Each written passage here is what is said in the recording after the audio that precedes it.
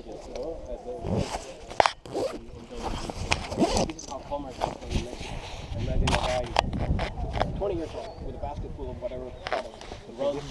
Wheels. They didn't know it. There's no evidence that they did. No. So everything was by foot then? They walked everywhere? On foot, they walked everywhere. Yeah. So They must again, have. that means that the output of society, or bringing products from one place to the other, or the construction speed would have been at a much slower pace than in Eurasian societies.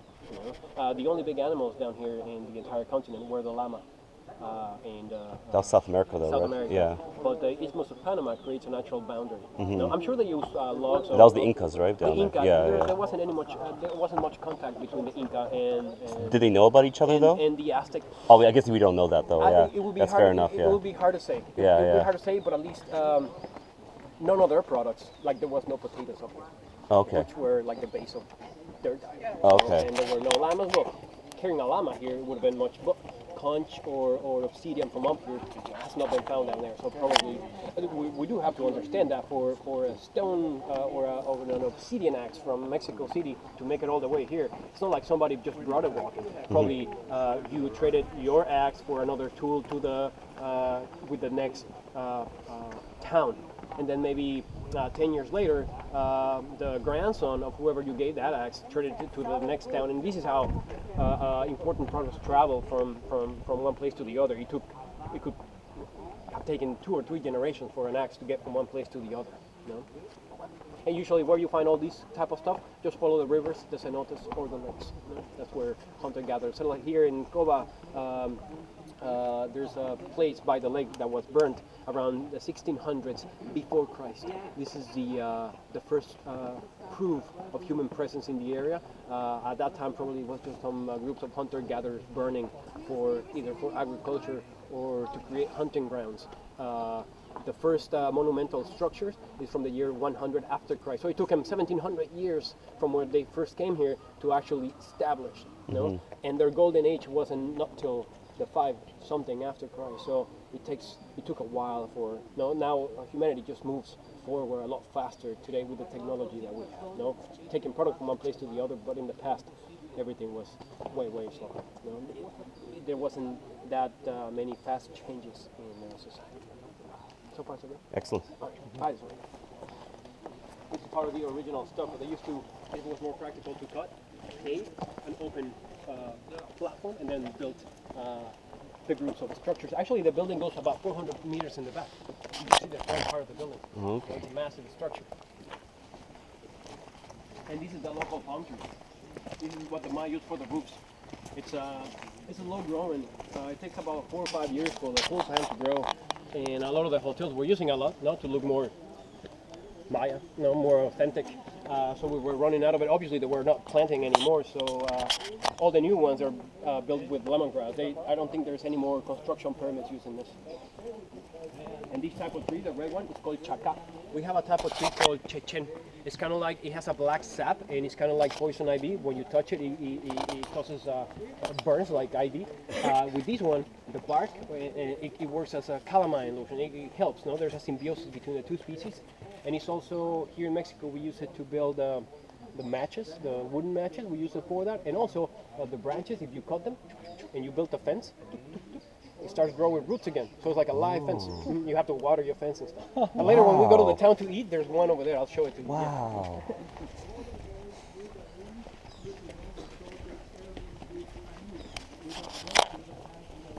Let's stay here so we don't bother the other one. These structures are called pits. And Pizzawa was the name of the dancers or players. Also, there's a lot of false information about these.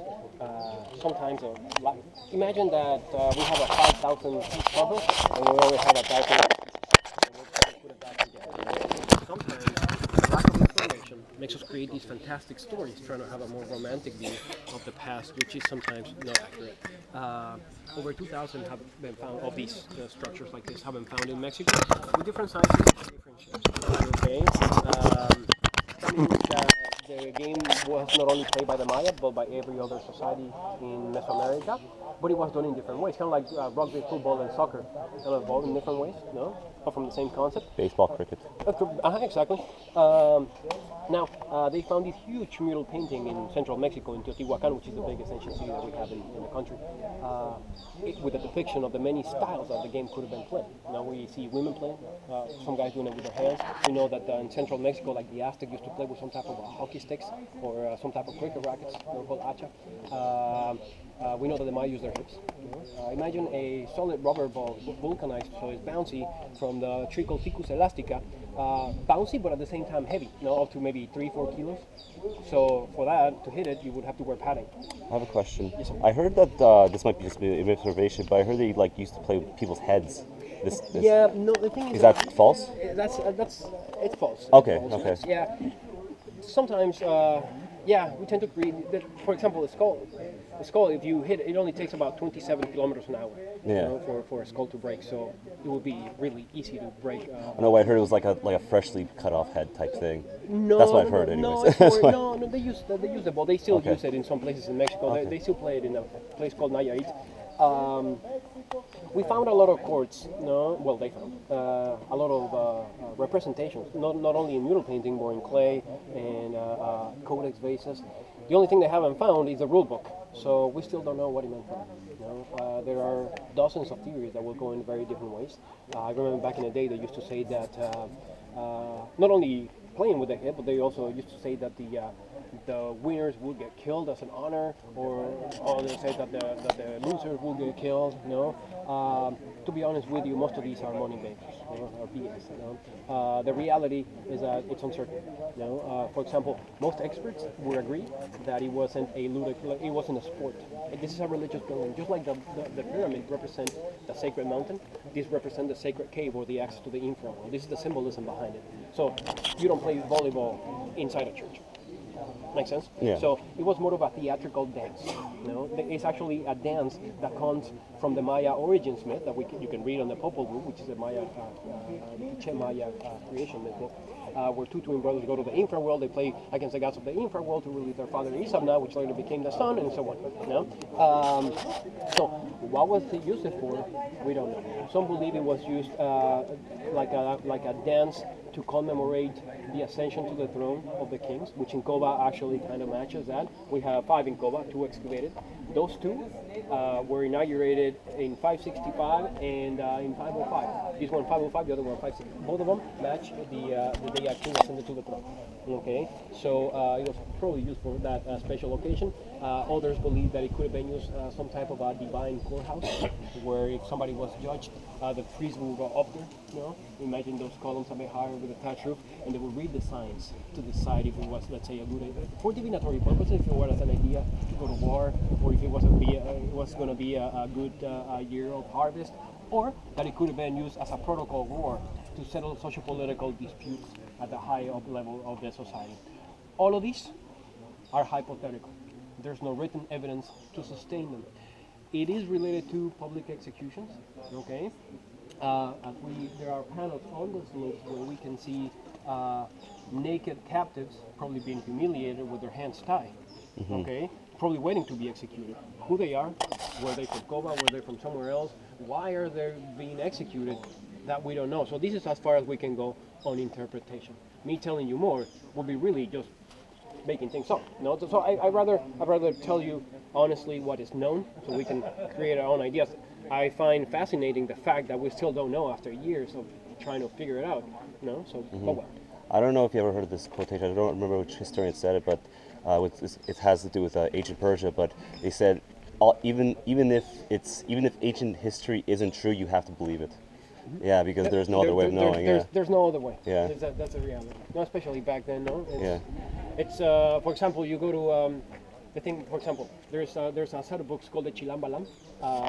In that one, there's stories. It's a written book of the Quiché Maya history, and it has also some of the history of Chichen Itza. And in those, they say that Chichen Itza was inhabited by the Itza around the year 1000. They told they were on their way, but if you go to Chichen Itza, the glyphs on the building say other dates otherwise. So who do you believe? One or the other? And it kind of works everywhere, kind of like that. So. You look at stuff that we have records of that happened 100 years ago, and you look at what history says about it. Exactly. History is usually written by the winners. So, Exactly, yeah. You know, so even our, like you say, even our modern history, now that we have books and we have everything, you can have it on tape, and still we get it wrong. So imagine back then, Yeah. you know, when the world was unknown, and we should, I guess, to understand the past, the easiest way is try to get into the minds of our ancestors. You know, we live at one of the most peaceful times in history. Believe me. Now you hear about it on Facebook or on Twitter. No, back in the day you didn't. No, you basically just read whatever local newspaper told you and whatever their ideas wanted to transmit to you. But there were three things at the top of humanity's agenda back then: war, famine, and plague, all the time. You know? So we're talking about societies where there was a very thin line between famine and prosperity. Imagine a year of bad harvest. Now would only maybe 10-20% of the population would die of starvation, but also that would make people, it's like, okay, the neighbors have their corn, let's go get it. And this is how warfare started. No, the moment a group of people looked at their neighbors and wanted their women and the resources. They had something that you didn't have. And went and took it from them by force. So if we open any history book and we go far back, we'll see that we are all sons of empires. You know? And the weapons that we have today are the means that the countries have to defend what they have taken from others. This is how the world works today, unfortunately. So far, so good. That's a black iguana. Those with the double chin and the pikes, those are the males. And the females are smaller. They have a sexual dimorphism. Oh, like black the one up stone and there. the heat. They do bite, huh? They won't attack you, but if you try to grab them by the tail, Oh, yeah. they have a hard, they have a lot of bacteria like coming up your I like them with different sauce. Different sauce. That's funny. C'est la nation que là-bas, c'est beau. Hop, là, deux choses. Where is another thing? On this Other side. okay. Ball going through the hoop. So we don't even know that the hoop was used to pass the ball through it. If you go to Chichen Itza, the hoops, one of the courts is it's only about 7 times bigger, but the rims are smaller and twice as high. So passing it with your hip, forget, even with your hand, will be almost impossible. Actually, in most of the representations that we have, you see the ball here and the plane bouncing it up with their hip. It's kind of like when you see a Michael Jordan basketball card. He's about to dunk. This is the climax of the play. That's why they take the photo there. So they're constantly carving and painting and representing their players, hitting the ball up. That was probably the most important play. Make sense? Yeah.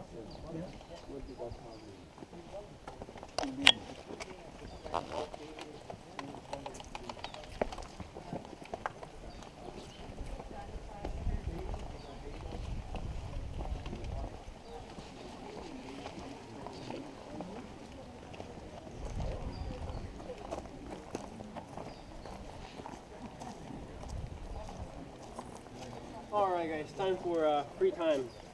So to make it to the main temple, you're gonna go straight, you're gonna get to an intersection about 500-700 meters. Take the left, just follow the river of people, everybody's going there. You're gonna see the second ball court, those are the only two that are excavated. A couple more buildings, and at the end you'll see the big mountain. There is no way to miss it, it's at the end of the road. Check that out, check the monument of the last king. It's 120 steps, kind of like this, but thousands of people go up every day. So step by step they polish the stone. So be very careful, always lean towards the building, 3 points of contact, and there's a rope in the middle. On your way down, please use it. Sit on your butt, take your time, no rush. Hold from the rope and take your, actually it's kind of easier to zigzag when you're going up or down as well. There's 3 ways to get there. You can rent bikes. Now bikes you have to pay first. Over there in the left window is 50 pesos for one bike. They give you a ticket, you give it to one of those guys in the purple shirt, and you select your own bike. The rickshaws, which are those, you just hop on, they take you there, wait for you to go up and down, and they drive you back here, and you pay at the end. You pay at the end because they charge you 125 for an hour. That is what it takes to do the circuit. If you stay a little longer, they'll charge you a couple extra bucks. Or walking. Walking is included in the tour. So it's just it's 1.2 miles. So it takes about an hour to do all that. Take an hour and 20. So you have some extra minutes in case you want to stay up there, or if you want to grab a beer or do a little bit of shopping or come back here and take a few more pictures. I have 10:50, so 12:10. 12:10? Sounds good. Excellent. We'll meet back at 12:10 over at the restaurant or by the van. let's just try to be there on time at 12:10 because we still have to go. So by 12:40 we'll get to the lunch. To swim from 12:30 to 1:30, eat from 1:30 to 2:30, and then start making it so we get to Tulum at 3:30-ish. Sounds good? Excellent. In the meantime, I'll be waiting for you over at the restaurant having beers and tequilas. Excellent. Sounds good. Sounds good. Thank you.